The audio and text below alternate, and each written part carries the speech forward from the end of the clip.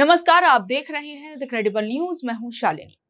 एक तरफ बंगाल और यूपी में धर्म के नाम पर आए दिन नए नए मुद्दे खड़े किए जा रहे हैं।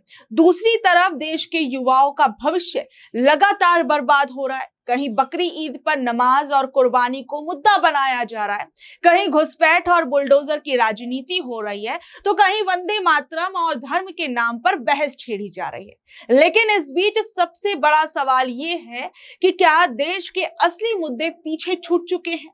आप देखिए, टीवी पर धर्म और नफरत की बहस चल रही है, दूसरी तरफ देश के अंदर पेपर लीक हो रहे हैं। यहां तक कि यूपी के कानपुर के अंदर हजारों छात्र सड़कों पर उतर आए, बवाल काटना शुरू कर दिया। यूपी में क्या कुछ हुआ वो मैं आपको बताऊंगी, लेकिन सबसे पहले बात कर लेते हैं बंगाल की। पश्चिम बंगाल में इस वक्त बुलडोजर पर बवाल मचा हुआ है। सरकार बदलने के बाद से ही बंगाल के अंदर वही यूपी वाला मॉडल देखने को मिल रहा है। कई इलाकों में धड़ल्ले से बुलडोजर चलाए जा रहे हैं। सरकार कह रही है कि भैया हम अवैध कब्जे हटा रहे हैं, लेकिन वहीं लोग जो हैं वो ये कह रहे हैं कि हमें बिना नोटिस दिए सरकार ने हमारे घरों के बाहर बुलडोजर लाकर खड़े कर दिए और बुलडोजर चलवाने शुरू कर दिए। आप सुनिए इस महिला का दर्द। हम लोग वो भी छीन लोगे, तुम लोग वो भी छीन लोगे, कहाँ जाएंगे हम लोग? यहाँ आना चाहिए, बताना चाहिए कि ये गलत है, इसको सही करो, ये पेपर जमा करो, ताकि पेपर लगाना चाहिए कि सब निकलो, बुलडोजर घुसाओ। ये सही तरीका नहीं है, सही तरीका बताइए हम लोग को आगे।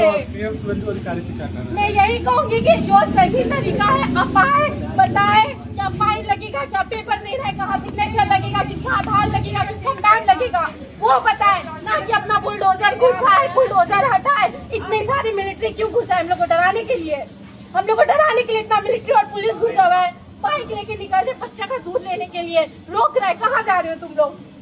बेचने वाले बेच के चले गए हैं। कोलकाता के तिलजला कस्बा और बेलघाटा और कई दूसरे इलाकों में बुलडोजर की धड़ाधड़ कार्रवाई हो रही है। कहीं बहुमंजिला इमारतें गिराई जा रही हैं। सरकार का कहना है कि जो भी ये कंस्ट्रक्शंस थे वो रूल के मुताबिक नहीं थे, लेकिन आम लोगों का दर्द कुछ और है। जिन लोगों ने अपनी जिंदगी की पूरी कमाई लगाकर फ्लैट, दुकान और मकान खरीदे, आज वो लोग सड़क पर खड़े होकर रो रहे हैं, बिलख रहे हैं। उनका कहना है कि बिल्डर्स और नेताओं ने हमें ये भरोसा दिया था कि सब कुछ कानूनी है। लोगों ने बैंक से लोन लिए, गहने बेचे, बचत खत्म की और घर खरीदे, लेकिन अब जब बुलडोजर आया तो सबसे पहले उन्हीं गरीब और मिडिल क्लास लोगों की जिंदगी उजाड़ दी। हावड़ा और सियालदह रेलवे स्टेशन के बाहर भी बुलडोजर चलाए गए। वहां छोटी छोटी दुकानें और ठेले वाले और फेरी वालों की रोजी रोटी खत्म कर दी गई। कई दुकानदारों का यह कहना था कि वो पिछले 20-25 साल से वही दुकान चला रहे थे। उन्हीं दुकानों से उनके बच्चों की पढ़ाई होती थी और घर चलता था। अचानक बुलडोजर आया और सब कुछ तबाह कर दिया। कुछ लोगों ने यह तक आरोप लगाए कि उन्हें पहले नोटिस तक नहीं दिया गया। सरकार कह रही है कि रेलवे की जमीन खाली कराई जा रही है ताकि लोगों को चलने में परेशानी ना हो, लेकिन गरीब पूछ रहा है कि अगर ये कब्जा गलत था तो इतने सालों तक वहां पर लोगों को रहने क्यों दिया गया?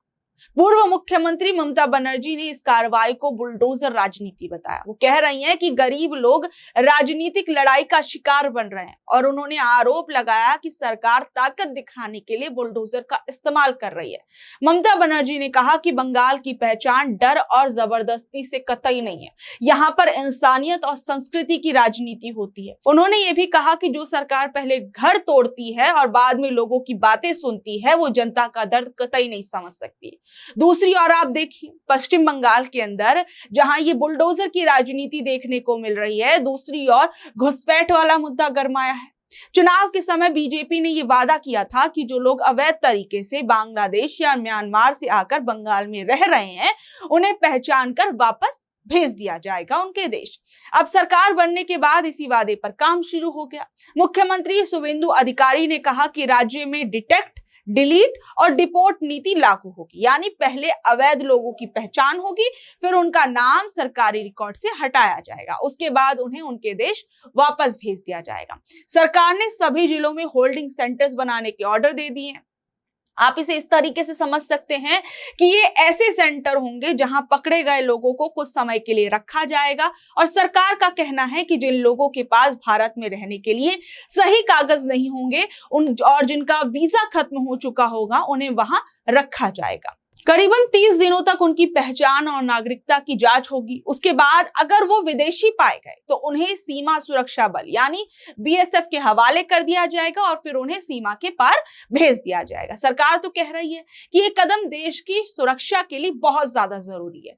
बीजेपी का कहना है कि पिछले कई सालों में बंगाल में बड़ी संख्या में बांग्लादेशी और रोहिंग्या लोग अवैध तरीके से आकर बस गए। पार्टी कह रही है कि इससे राज्य की सुरक्षा, रोजगार और सरकारी योजनाओं पर असर पड़ता है। बीजेपी ये भी कह रही है कि पिछली सरकार ने इस मुद्दे पर आंखें बंद कर रखी थी और केंद्र सरकार के निर्देशों का सही तरीके से पालन नहीं किया गया। लेकिन अब इस पूरे मामले पर सबसे बड़ा सवाल ये उठता है कि आखिर राज्य में कितने लोग सच में अवैध तरीके से रह रहे थे। सरकार ने अभी तक कोई साफ आंकड़ा नहीं दिया है। यही वजह है कि मानवाधिकार कार्यकर्ता और कई सोशल जो वर्कर्स हैं, कई सामाजिक संगठन हैं, वो सवाल उठा रहे हैं। वो कह रहे हैं कि पहले सरकार को, जनता को ये बताना चाहिए कि कितने बांग्लादेशी, कितने रोहिंग्या लोग जो हैं वो अवैध रूप से यहाँ पर रह रहे थे। बिना साफ आंकड़ों के इतनी बड़ी कार्रवाई शुरू करना लोगों में डर पैदा करेगा। असम में आप देखिए पहले ऐसे डिटेंशन सेंटर बनाए गए थे और वहां काफी ज्यादा विवाद भी हुआ था। असम के मातिया में बने बड़े डिटेंशन सेंटर्स की कई तस्वीरें आई थी। उसके बाद कई सवाल उठे थे। वहां रहने वाले लोगों की हालत को लेकर भी काफी ज्यादा सरकार की किरकिरी हुई थी। कई लोगों ने तो ये तक कहा था कि सेंटर में रहने वालों को सही सुविधाएं नहीं मिल रही हैं। कुछ रोहिंग्या लोगों ने तो भूख हड़ताल कर दी थी। अब लोगों को डर है कि बंगाल में भी वैसी ही स्थिति आ सकती है। कई विशेषज्ञों का यह भी कहना है कि इस तरीके की कार्रवाई में सबसे बड़ा खतरा गलत पहचान का होता है। आपने एसआईआर की प्रोसेस तो देखी ही होगी कि कैसे कितनी बार कितनी जगहों पर सही नामों तक को काट दिया गया था। लोगों के पास सारे डॉक्यूमेंट्स थे, उसके बावजूद जो है उनके नामों को एसआईआर लिस्ट से काट दिया गया था। यहाँ की बहुत सी और ऐसे लोग थे जो कि सरकारी नौकरियों के अंदर थे और जज वगैरह भी रह चुके थे, उन तक का नाम जो है वो एसआईआर लिस्ट से काट दिया गया था। लेकिन अब सोचिए कि अब अगर जो ये अवैध बांग्लादेशी या म्यांमार के लोगों को भारत से बाहर करने की बात हो रही है तो क्या ऐसे में भारत के आम लोगों पर खतरा नहीं आएगा? पहले भी कई ऐसे मामले आए थे जब कुछ भारतीय नागरिकों को गलती से विदेशी समझकर पकड़ लिया गया था। बाद में जांच हुई तो पता चला कि भैया वो तो भारत के ही नागरिक थे। ऐसे मामलों में लोगों को काफी परेशानी उठानी पड़ी। इसलिए अब लोग पूछ रहे हैं कि अगर किसी गरीब या अनपढ़ इंसान के पास सही कागज नहीं हुए तो क्या उसे भी घुसपैठिया मान लिया जाएगा?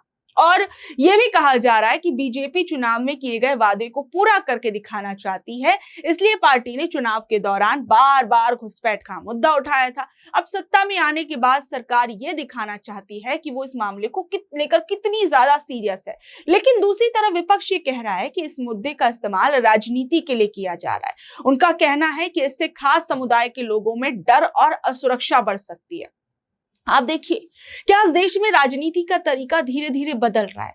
पहले चुनाव के समय नौकरी, शिक्षा, अस्पताल, सड़क, किसान की बातें ज्यादा होती थी, लेकिन अब अक्सर ऐसा देखने को मिलता है कि धर्म और पहचान के मुद्दे को सबसे आगे लाया जाता है। बंगाल में घुसपैठ, बुलडोजर, बकरीद को लेकर बहस हो रही है।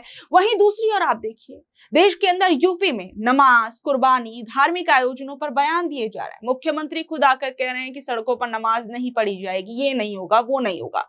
देश के अंदर हालात क्या है आप देखिए, एक तरफ पेट्रोल डीजल के दाम लगातार बढ़ रहे हैं, आए दिन बढ़ रहे हैं और आज भी सीएनजी के दाम जो है वो बढ़ा दिए गए।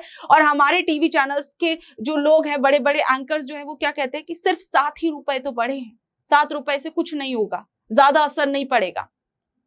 दूसरी ओर आप देखिए कि लगातार महंगाई जो है वो बढ़ती जा रही है, लेकिन टीवी चैनल्स पर वही हिंदू मुस्लिम गाय का मुद्दा, यही तमाम चीजें देखने को मिल रही है। और आप देखिए कि एक तरफ ये चीजें हैं, दूसरी ओर देश का युवा अपने भविष्य को लेकर परेशान है। अभी लेखपाल की परीक्षा को लेकर उत्तर प्रदेश के अंदर काफी ज्यादा बवाल हुआ था। सरकार ये कह रही है कि कोई पेपर लीक नहीं हुआ, ये सिर्फ अफवाह थी। दूसरी ओर यूपी के अंदर, कानपुर के अंदर आप देखिए कि एसएससी जीडी परीक्षा देने पहुंचे हजारों छात्रों को भारी अव्यवस्था का सामना करना पड़ा। स्टूडेंट सड़कों पर आ गए, बवाल काटने लगे। जिस सेंटर में सिर्फ 399 छात्रों के बैठने की जगह थी, वहां पर 819 एडमिट कार्ड जारी कर दिए गए। छात्र दूर दूर से परीक्षा देने आए थे। किसी ने ट्रेन का किराया उधार लिया था, किसी ने होटल में पैसे खर्च किए थे, किसी के माँ बाप ने मजदूरी करके बेटे को एग्जाम देने के लिए भेजा था। लेकिन जब परीक्षा शुरू होने का समय आया तो पता चलता है कि भैया ये तो व्यवस्था ही यहाँ पर डामाडोल है, परीक्षा रद्द कर दी गई। सोचिए उस छात्र पर क्या बीती होगी जिसने महीनों तक मेहनत की होगी। यूपी में बकरीद को लेकर बताइए मुख्यमंत्री जी इतना ज्यादा परेशान हो रहे हैं, लेकिन अपने राज्य के अंदर छात्रों के भविष्य को लेकर इतने परेशान नजर नहीं आ रहे हैं। मुस्लिम समाज कह रहा है कि भाई आप जानबूझकर इस बात को मुद्दा बना रहे हैं, लेकिन मुख्यमंत्री जी को इस बात की ज्यादा फिक्र दिखाई दे रही है कि नमाज कैसे होगी, कैसे नहीं होगी, क्या होगा क्या नहीं होगा। लेकिन यहाँ पेपर लीक को लेकर सवाल उठ रहे हैं। जिन सेंटर्स पर बच्चों को एग्जाम देने जाना है वहां पर जो है अव्यवस्थाएं हैं। लेकिन इन सब के बीच आप देखिए कि बेरोजगारी, शिक्षा, पेपर लीक, ये सब चीजें पीछे छूट रही हैं और युवा सबसे ज्यादा परेशान है। दिन रात मेहनत करके भी सरकारी नौकरी की तैयारी करने के बावजूद भी उसे कुछ नहीं मिल रहा। लाखों बच्चे छोटे कमरों में रहकर पढ़ाई करते हैं, उनके माँ बाप उम्मीद करते हैं कि बेटा नौकरी करेगा तो घर की गरीबी खत्म होगी। लेकिन जब बार बार परीक्षा रद्द होती है या पेपर लीक होता है तो उनका भरोसा टूटने लगता है। उन्हें लगता है कि उनकी मेहनत की कोई कीमत ही नहीं है। दूसरी ओर धर्म के नाम पर ताबड़तोड़ राजनीति की जा रही है। नेता लोग फायदा ले रहे हैं, युवाओं को नौकरी मिल नहीं रही है, महंगाई लगातार बढ़ रही है, टीवी जो है वो सिर्फ दिन रात हिंदू मुसलमान दिखाने में मशगूल है।